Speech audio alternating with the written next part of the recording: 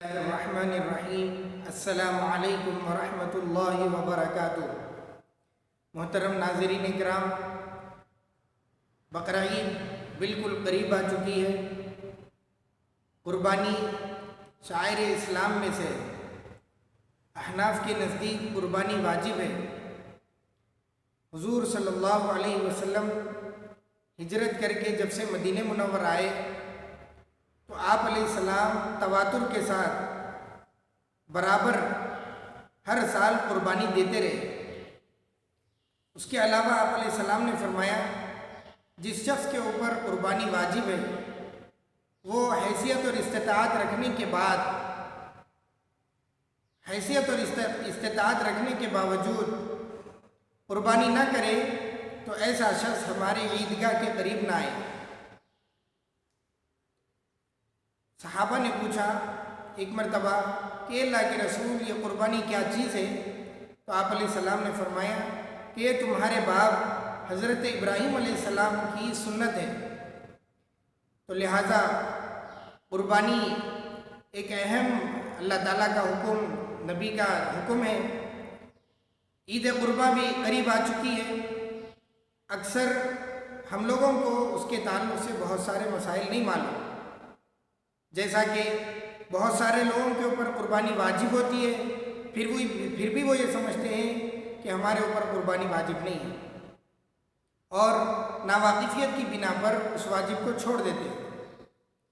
بہت سارے لوگوں کے اوپر قربانی واجب ہوتی ہے لیکن وہ اپنے واجب کو ادا کرنے کے بجائے حضور صلی اللہ علیہ وسلم کے لیے قربانی کر دیتے ہیں، نفل قربانی کر دیتے ہیں۔ تو بہت ساری غلطیاں آج بھی ہمارے اندر ہیں جو ناواقفیت کی بنا پر امت کے اندر سرایت کر چکی ہے۔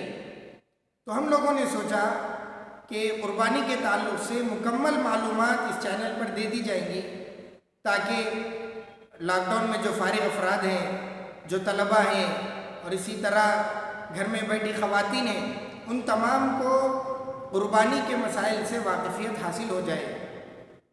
تو بہت سارے کام ہیں اس میں کرنے کے۔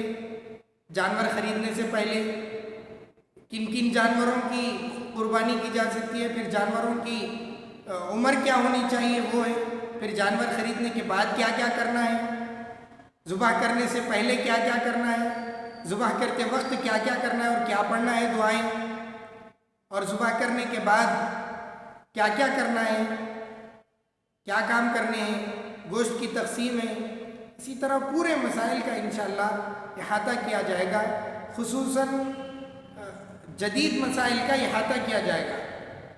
پرانے زمانے میں اکثر کم ہوا کرتا تھا، لیکن اس زمانے میں کوئی امریکہ میں ہے، کوئی سعودی میں ہے، لیکن ان کی قربانی یہاں کی جاتی ہے۔ تو ایسے افراد کیا کریں؟ اس کے علاوہ بھی بہت سارے جدید مسائل ہیں، ان تمام کو انشاءاللہ روزانہ قسط وار صرف 10 منٹ میں بیان کیا جائے گا انشاءاللہ۔ تو آپ حضرات سے گزارش ہے کہ اپنے روزانہ کے اوقات میں سے اللہ تعالیٰ نے جو آپ کو دیے ہیں ان میں سے کچھ وقت فارغ کر کے 10 منٹ آپ کبھی بھی سن سکتے ہیں، تو 10 منٹ روزانہ سنیے اور دین کی معلومات حاصل کیجیے، علم حاصل کیجیے، اور اس کو اپنے حد تک محدود نہ رکھیں بلکہ اپنے دوست احباب کو بھی پہنچائیں۔ جزاکم اللہ خیر و احسن الجزاء۔